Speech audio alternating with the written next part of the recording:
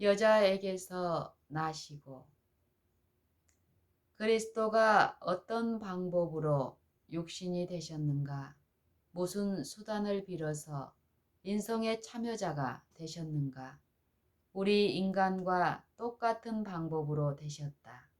모든 인간의 자녀들이 된 것과 똑같은 수단을 빌어서 되셨다.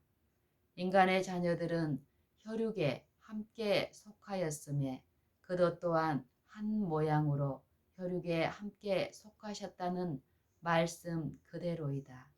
한 모양으로 라는 말은 같은 방법으로 이와 같이 라는 의미이다. 그러므로 인간이 혈육에 함께 속한 것과 똑같은 방법으로 혈육에 함께 속하였다. 인간은 출생하여 혈육에 속한다. 그리스도도 똑같은 방법으로 혈육에 속하셨다. 그러므로 우리에게 한 아기가 낳고 라고 성경은 말한다. 따라서 더욱 분명히 말씀하시기를 하나님이 그 아들을 보내사 여자에게서 나게 하시고 라 했다. 여자를 통해서 이 세상에 태어났으므로 이 세상에 어느 여자가 낳은 아이와 똑같은 아이가 되셨다. 그러나 왜 여자에게 태어나지 않으면 안 되었는가? 왜 남자에게서 나지 않았는가? 그 이유는 간단하다. 남자에게서 낳았다면 제 아래 있는 인류에게 충분히 접근하지 못하셨을 것이기 때문이다. 여자에게서 태어난 것은 인간의 속성이 죄를 지은 바로 그곳까지 완전히 이르기 위해서였다. 이렇게 하기 위해서 여자로부터 태어나야 했다. 왜냐하면 원래 범죄에 앞장선 자가 여자였지 남자가 아니었기 때문이다. 아담이 꾀임을 보지 아니하고 여자가 깨임을 보아 죄에 빠졌느니라. 죄에 빠졌음이니라 는 말씀과 같다. 디모데전서 2장 14절. 아담이 게임을 보지 아니하고 여자가 게임을 보아 죄에 빠졌음이니라는 말씀과 같다. 남자의 후손으로 태어났다고 하면 죄의 영역의 첨단까지 이르지 못하셨을 것이다. 왜냐하면 여자가 죄를 지었으므로 남자가 죄를 짓기 전에 죄가 세상에 이미 들어와 있었기 때문이다. 그리스도가 이와 같이 여자에게서 태어난 것은 이 세상에 들어와 있는 큰 죄의 세계를 그 발단에서부터 뿌리 뽑기 위해서였다. 만일 여자가 아닌 다른 곳에서 태어났다면 여기에 이르지 못했을 것이며 인간을 죄에서 완전히 구속하지 못하고 그릇된 결과를 가져왔을 것이다. 사단의 머리를 상하게 한 자는 여자의 후손이었다. 여자에게서 난 여자의 후손만이 사단이 그의 거점으로 삼고 있는 곳에서 죄가 이 세상에 들어온 시점에서부터 응수할 수가 있었다. 이 세상에서 먼저 범죄한 자는 여자였다. 죄가 처음에 여자를 통해서 들어왔다. 그러므로 인간의 자녀들을 죄에서 구원하기 위하여 구세주가 되시려는 분은 남자가 범죄하기 전에 세상에 있었던 죄를 처리하기 위하여 남자의 범죄 전으로 거슬러 올라가야만 했다. 바로 이런 이유 때문에 인간을 구원하기 위하여 오신 그리스도는 여자에게서 나셨다. 여자에게서 났으므로 여자로 말미암아 원래 죄가 세상에 들어온 발단에서부터 죄를 추적할 수 있었다. 이렇게 하여 죄가 세상에 들어온 시초부터 죄의 마지막 모습이 세상에서 사라지게 될 때까지 세상에서 죄를 찾아내어 뿌리 뽑기 위하여 필연적으로 범죄 이후의 인간의 속성을 갖지 않으면 안 되셨다. 그렇지 않았다면 구태여 여자에게서 나셔야 할 필요가 없었다. 만일 이 세상과 인간의 속성에 있는 죄에 바싹 다가서서 추적하지 않았다면 또 인간의 성정에 있는 죄에서 한치라도 떨어져 있었다면 여자에게서 나실 필요가 전혀 없다. 그러나 여자에게서 나고 남자에게서 나지 않았으며 제가 본래 세상에 들어오도록 한 여자에게서 나셨고 제가 세상에 들어온 후에 죄를 지은 남자에게서 나지 않았다는 사실은 그리스도와 이 세상의 죄 사이에 그리스도와 세상의 죄 아래 있는 인간의 속성 사이에 단 한치의 틈도 없었다는 것을 의심의 여지 없이 나타내고 있다. 그는 육신이 되어 죄로 삼으신 바 되었다. 그는 육신이 되어 죄로 삼으신 바 되었다. 참으로 육신이 되셨으니 이 세상의 어느 육신이나 다름없는 육신이 되셨고 세상의 어느 죄와 조금도 다름없는 죄가 되셨다. 이러한 일을 반드시 하셔야 했던 것은 오로지 잃어버린 인류를 구원하기 위해서였다. 구속하기 위하여 오신 인간의 속성에서 단 한치라도, 아니 그런 기미가 보일 만큼이라도 떨어져 있었다면 모든 것을 다 잃어버리고 말았을 것이다. 그러므로 율법 아래 나신 것은 구원하려는 자들이 율법 아래 있었기 때문이었다. 저주가 되신 것은 구원하려는 자들이 저주 아래 있었기 때문이다. 죄가 되신 것은 구원하려는 자들이 죄 아래 팔린 죄인들이었기 때문이다. 이와 같이 육신이 되고 혈육에 함께 속해야 했던 것은 구원하려는 자들이 혈육이기 때문이었으며 여자에게서 나지 않으면 안 되었던 것은 제가 먼저 여자를 통해서 세상에 들어왔기 때문이었다. 그러므로 율법 아래 나신 것은 구원하려는 자들이 율법 아래에 있었기 때문이었다. 저주가 되신 것은 구원하려는 자들이 저주 아래 있었기 때문이었다. 죄가 되신 것은 구원하는 자들이 죄 아래 팔린 죄인들이었기 때문이다. 이와 같이 육신이 되고 혈육에 함께 속해야 했던 것은 구원하려는 자들이 혈육이기 때문이었으며 여자에게서 나지 않으면 안 되었던 것은 제가 먼저 여자를 통해서 세상에 들어왔기 때문이었다. 그러므로 저가 범사에 형제들과 같이 되심이 마땅하도다 라는 말씀이 사실이며 예의가 결코 있을 수 없다. 히브리서 2장 17절. 만일 구원하기 위하여 온 인간들과 같은 육신이 아니셨다면 결코 어떤 종류의 육신이 되어도 소용없는 일이다. 이 넓은 세상에 와서 인류를 구원하려는데 필요한 육신은 오로지 온 인류가 가지고 있는 초라하고 죄 많고 잃어버린 바 된 육신이다. 만일 이런 육신을 가지고 나지 않으셨다면 구원이 필요한 세상에 정말로 오신 것이 결코 아니다. 이 세상의 인간이 실제로 가진 인성과 다른 인성을 쓰고 오셨다면 인간에게 손을 뻗쳐서 돕는 실제적인 목적을 위해서는 차라리 오시지 않는 것이나 마찬가지로 먼 것이다. 이와 같은 경우에서는 이 세상에 한 번도 온 적이 없는 다른 세계의 사람과 같이 인간으로부터 먼 것이다. 그리스도가 마리아에게서 태어나셨으므로 태어나실 때에 그의 인성을 가지게 되었다는 것을 잘 알고 있다. 그러나 거듭나지 못한 마음은 완전히 거룩하신 하나님이 죄 가운데 살고 있는 인간에게 오실 수 있다는 것을 용인하려 들지 않는다. 그러나 거듭나지 못한 마음은 완전히 거룩하신 하나님이 죄 가운데 살고 있는 인간에게 오실 수 있다는 것을 용인하려 들지 않는다.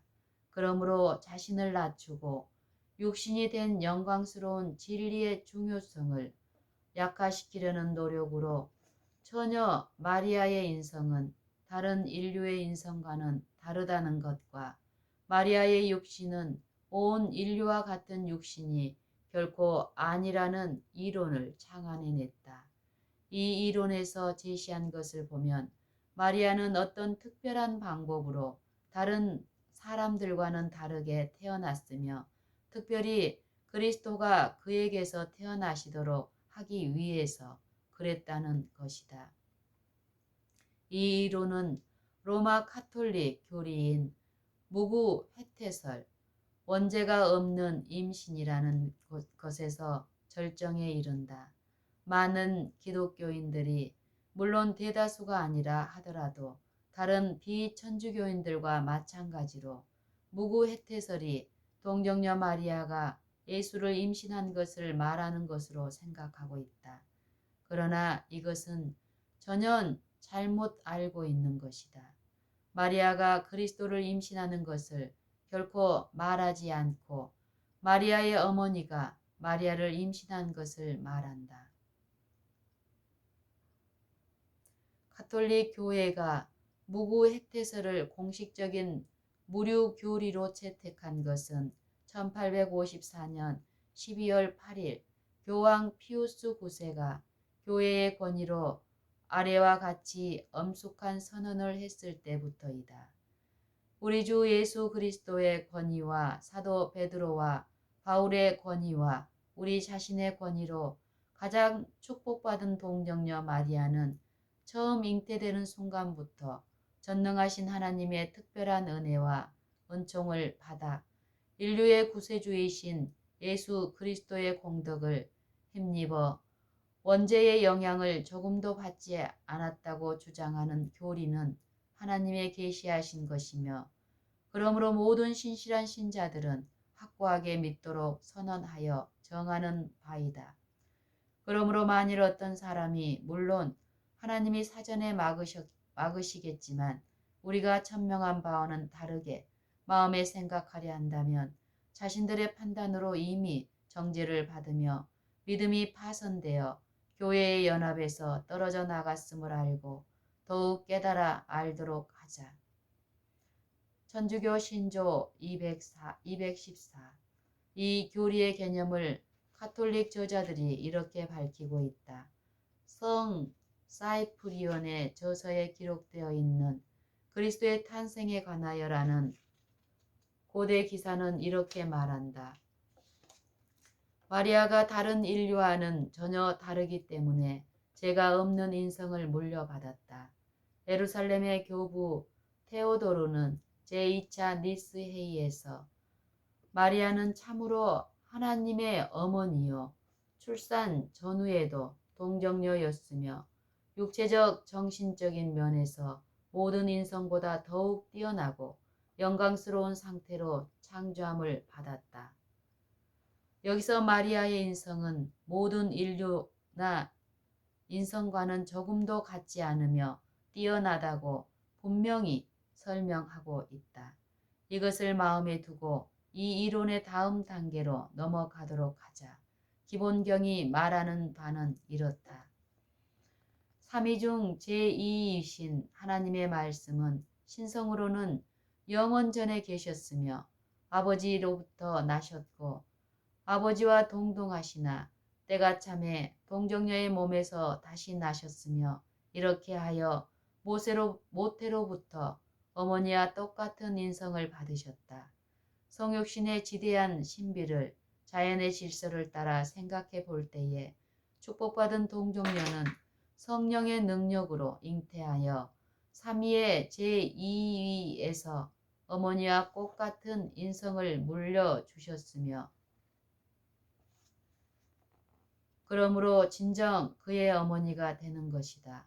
교부들의 신앙 198, 199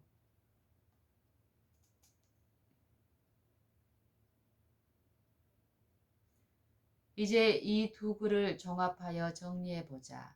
먼저 마리아의 인성은 다른 인류와는 전혀 다를 뿐만 아니라 다른 모든 인류보다 더욱 뛰어나고 영광스럽다고 규정하고 있으며, 이와 같이 우리와 같은 인류와의 어떤 동일성 및 관계를 무한히 초월한 이치에 두고 있다. 다음으로 예수가 마리아로부터 그녀와 똑같은 인성을 받은 것으로 말했다. 그러므로 이 이론에서 나온 결론은 2 더하기 2는 4인 것과 같이 주 예수의 인성은 다른 인류와는 전혀 다르며 결코 인간의 인성이 아니라는 말이다. 이것이 그리스도의 인성에 관한 로마 가톨릭의 교리이다.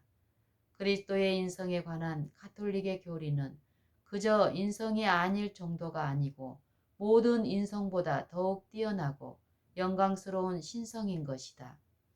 이 교리에 의하면 그리스도의 인성은 인류와는 완전히 분리되어 있어 전혀 같지 않으며 인류를 동정할 수 있는 성질의 인성이 아니다.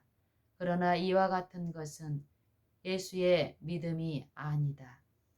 예수의 믿음은 자녀들은 혈육에 함께 속하였음에 그도 또한 한 모양으로 혈육에 함께 속하셨다는 것이다. 예수의 믿음은 하나님이 자기 아들을 죄 있는 육신의 모양으로 보내셨다는 것이다. 예수의 믿음은 하나님이 자기 아들을 죄 있는 육신의 모양으로 보내셨다는 것이다. 예수의 믿음은 범사의 형제들과 같이 대심이 마땅하다는 것이다. 예수의 믿음은 우리 연약한 것을 친히 담당하시고 우리 연약함을 채울하시며 모든 일에 우리와 한결같이 시험 받은 것이다. 만일 우리와 같은 인간이 아니었다면 우리와 한결같이 시험 받을 수 없으셨다. 그러나 모든 일에 우리와 한결같이 되신 분이었다. 본장에서 인용한 가톨릭 믿음에 관한 글에서 그리스도와 마리아의 인성에 관한 로마 가톨릭의 믿음을 제시하였다. 히브리 2장과 거기에 관련된 성경 구절을 통하여 그리스도의 인성에 관한 예수의 믿음을 기록한 말씀을 따라 다시 생각해 보려고 지금까지 노력했다. 그리스도와 마리아의 인성과 우리 인간의 인성에 관한 로마 가톨릭의 믿음은 육적인 생각에서 나오는 것으로 하나님은 너무나 순결하고 거룩하셔서 인간과 동거하거나 죄 있는 인성 안에 거하실 수 없으며, 또 우리는 너무나 죄가 많기 때문에 순결하고 거룩하신 분이 죄인인 우리에게 오실 수 없을 만큼 멀리 떨어져 있다고 생각한다. 참된 믿음, 곧 예수의 믿음은 우리가 죄 가운데 빠져서 하나님으로부터 멀리 떠나 있을지라도 우리의 인성을 쓰고 바로 우리가 있는 곳까지 오셨다는 것이다. 그는 무한히 순결하고 거룩하며 우리는 죄 많고 타락하고 이른 자들이지만 그리스도 안에서 성령을 통하여 즐거이 우리와 동거하고 우리 안에 거하며 우리를 구원하고 깨끗하게 씻고 우리를 거룩하게 만들어 주신다는 것이다. 로마 가톨릭의 믿음은 우리가 먼저 순결하고 거룩하게 되어야 하나님이 우리와 동거하신다는 것이다. 예수의 믿음은 하나님이 우리와 동거하고 우리 안에 계셔야 우리가 거룩하고 순결하게 된다는 것이다.